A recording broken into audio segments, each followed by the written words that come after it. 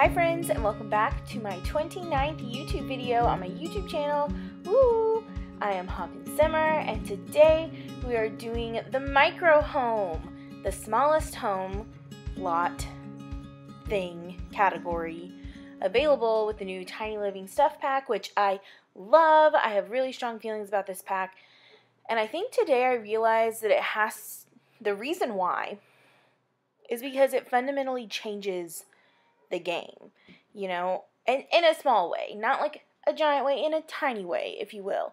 But these lot types are really interesting. Like, having a certain tile count is really fun. Like, that's something that you could really use all the time. Like, even if you're not trying to have a tiny home, you might end up with one, and you might get those perks almost on accident, because the small home, which is the tier 1, the largest of the three options.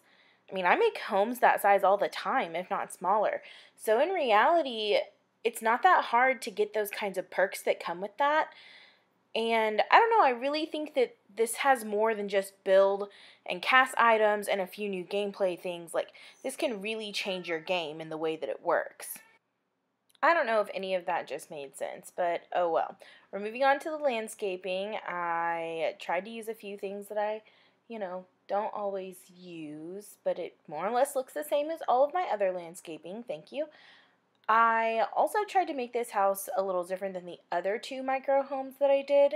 They were pretty, standard suburban looking homes, and I wanted this one to look a little bit more mid-century modern with those giant windows and the roofing. Like, those two things alone, I think, really make it look architecturally like a mid-century modern home, from my basic understanding of, architecture, which is exactly 0. It's none. So please correct me, please, because I'm probably very wrong. But I also wanted to go with a darker wood like color scheme. When I see houses that look like this, I feel like they almost always have really dark wood and dark stone colors, and I was going to do some stone, but it ended up just not looking the way I wanted it to. But I really ended up liking these wood panels on it anyway. Here I am just putting down some dirt.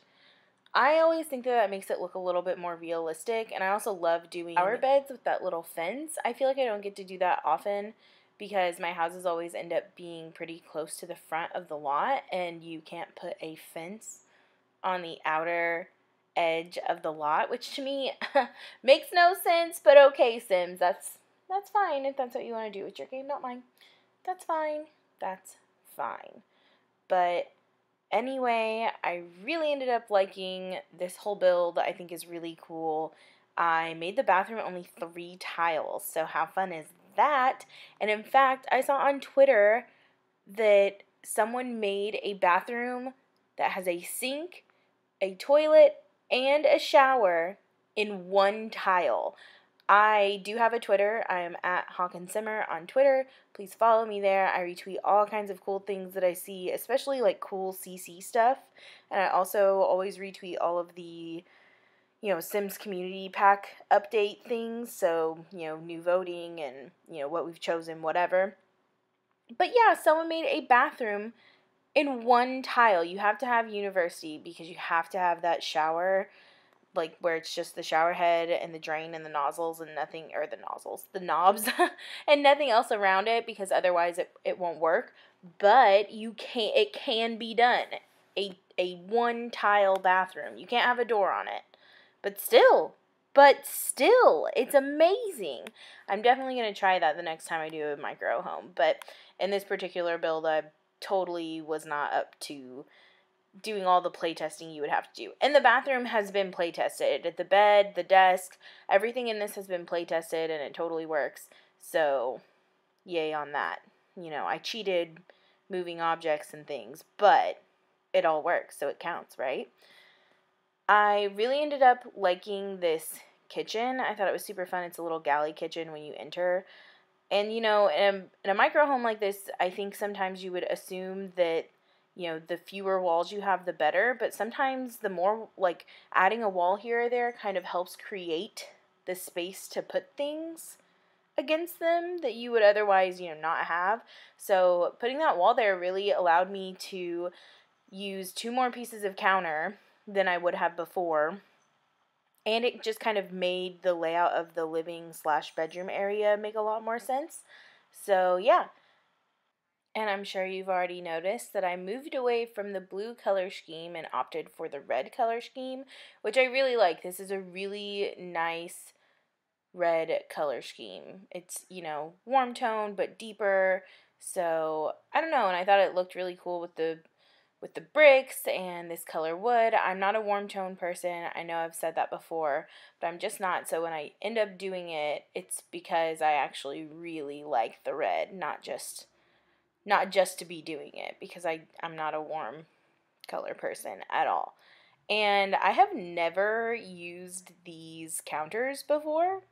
I don't know why. They've just never really been on my radar. I do wish that there was the same kind of counter, but without, they look like baskets to me. So I wish there was one that was like a cabinet door. But regardless, I think they're super fun for this and definitely makes me want to do like a more industrial looking build. So I'm keeping that in mind for the future. And here I am just cluttering up some shelves. I love open shelving for other people, and I love watching people, simmers. I love watching simmers make open shelving and, what they decide to clutter it up with. I don't feel like I'm very good at it, but we out here, we trying. Oh yeah, earlier I mentioned that I retweet the surveys for the upcoming community pack. What was it? They didn't pick Granny Chic. That's what I wanted, but they picked, I don't know, they picked a different one. But now we're moving on to the actual items that we might have in the pack, and they gave you like almost 100 items, and then you got to choose 15. And how fun. There were lots of things that I was like, God, why?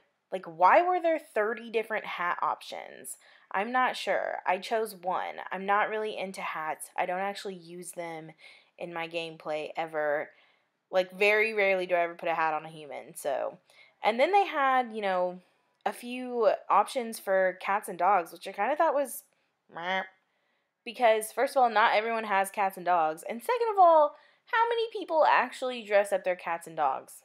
In real life and in The Sims. Do people do that? I never put clothing on my pets in The Sims. Is that just me? Am I, like, alone in this? Is this a different style of gameplay that I just don't understand? Like, what a waste, right? So I know I chose some boots for both children and adults. And then I did choose one hat, mostly because I kind of felt obligated to. Like, they put 30 of them on there, I might as well. And then I chose a lot of tops. I made sure I chose a sweater for, a quote-unquote feminine, quote-unquote quote masculine sweater, and then a child sweater, just because, it's supposed to be knitting.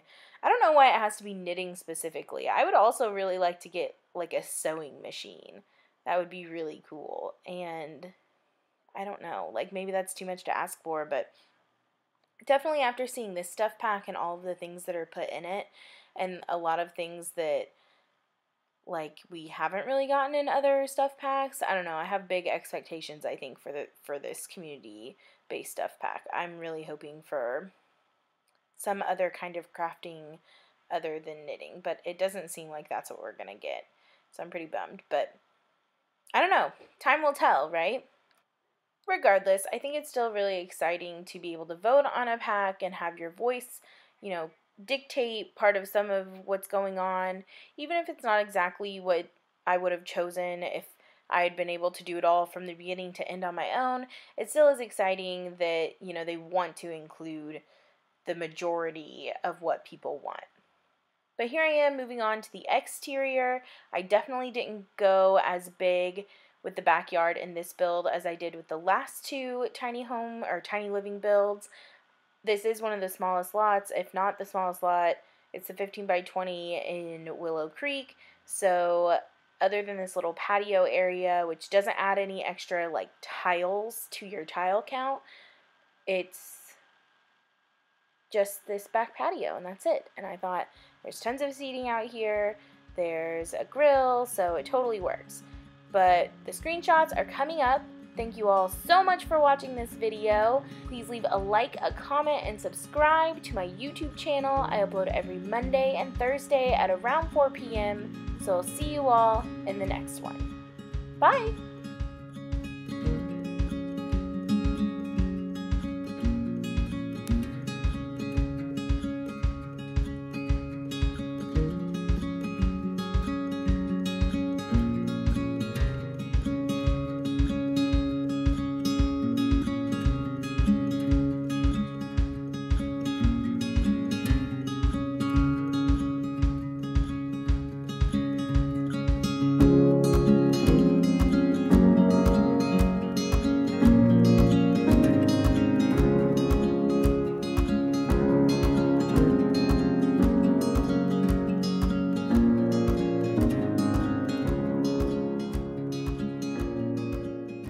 Thank you for that guest appearance by Mowgli, which hasn't happened for a few videos.